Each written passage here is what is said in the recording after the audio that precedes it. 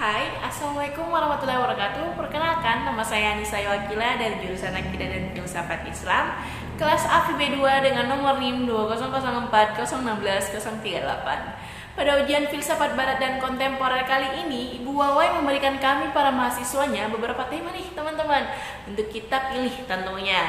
Hanya saja kali ini saya memilih tema terkait tentang terorisme. Berbicara tentang terorisme rasanya bukan lagi hal yang asing terdengar di telinga kita bersama, bukan? Kalau kita melihat catatan sejarah terkait tentang terorisme yang telah terjadi di Indonesia, itu nyaris terjadi setiap tahunnya. Bahkan pada awal tahun ini sudah tercatat sekitar 2 kasus terorisme yang telah terjadi di Indonesia. Yaitu yang pertama merupakan peristiwa bom bunuh diri di Kota Makassar yang telah terjadi pada tanggal 28 Maret 2021. Dan ironinya nih teman-teman, ini merupakan peristiwa pertama ledakan bom yang memiliki sasaran yaitu rumah ibadah, yang berhasil menewaskan 2 pelaku di Gereja Katedral Makassar. Semua pelaku ini merupakan anggota dari jaringan Jemaah Ansarud Daulah yang berafiliasi dengan negara Islam Irak dan Syam yang juga melakukan serangkaian teror di kota Surabaya pada tahun 2018. Nah, dan di waktu yang berdekatan pun telah terjadi penembakan di Mabes Polri tanggal 31 Maret 2021. Pelaku menembak sebanyak 6 kali kepada petugas yang sedang berjaga. Polisi melakukan tindakan tegas terukur kepada pelaku. Pelaku telah tewas di tempat. Menurut data yang berhasil dikutip dari laman website Universitas Indonesia, kurun waktu 2010 hingga 2017 tercatat terjadi 130 kasus terorisme. 896 pelaku telah ditangkap dan dijatuhi hukuman, 126 diantaranya dihukum mati, 74 sedang dalam masa hukuman, 96-nya pelaku bebas. Data tersebut membuktikan bahwa di Indonesia masih banyak kasus terorisme. Nah, pendapat terkait tentang terorisme ini akan saya kutip dari perspektif Gabriel Yunir Marcel. Sebelumnya, mari kita lihat ke belakang background tentang Gabriel Yunir Marcel. Gabriel Yunir Marcel dikenal sebagai seorang kritikus musik, pengarang drama, filsuf Prancis, dan dia juga merupakan tokoh terkemuka eksistensialisme Kristen. Ia adalah penulis lebih dari selusin buku dan setidaknya hingga 30 drama.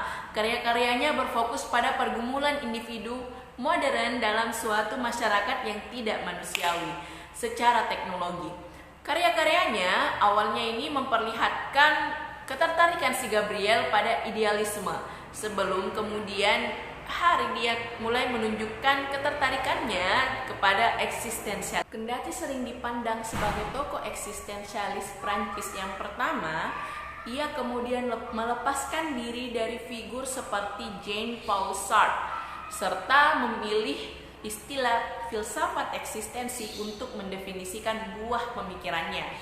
Misteri Eksistensi adalah buku 2 jilid karya Marcel yang dikenal luas. Pemikiran Gabriel Yunir Marcel khususnya mengenai ontologi yang ia kembangkan bukanlah persoalan yang mudah.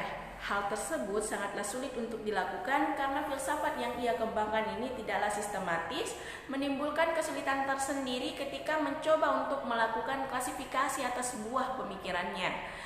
Marcel, selain itu dia juga menggunakan terma-terma metafisika, misalnya ada, dengan pemaknaan yang sangat berbeda. Ciri khas eksistensialismenya bagaimanapun akan tetap terlihat karena ia menempatkan konsep ada tersebut juga dalam kategori manusia.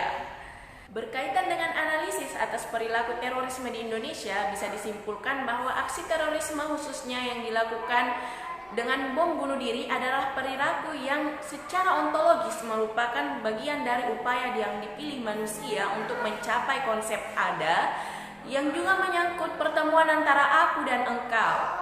Proses pertimbangan yang terjadi di dalam perilaku teror adalah bagian dari proses menjadinya, dan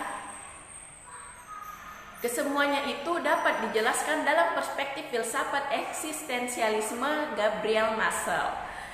Terlepas dari perbuatan yang dilakukan dalam perspektif Marcel, perbuatan tersebut secara formal adalah contoh perbuatan yang manusiawi karena prosedur yang dilewati oleh pelaku teror sesuai dengan fase-fase yang dikemukakan oleh Marcel.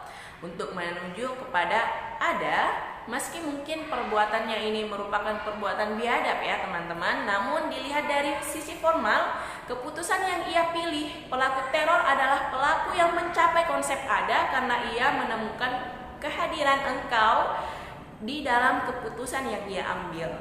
Nah, mungkin sekian dari penjelasan saya terkait terorisme menurut perspektif Gabriel Hunter Marcel.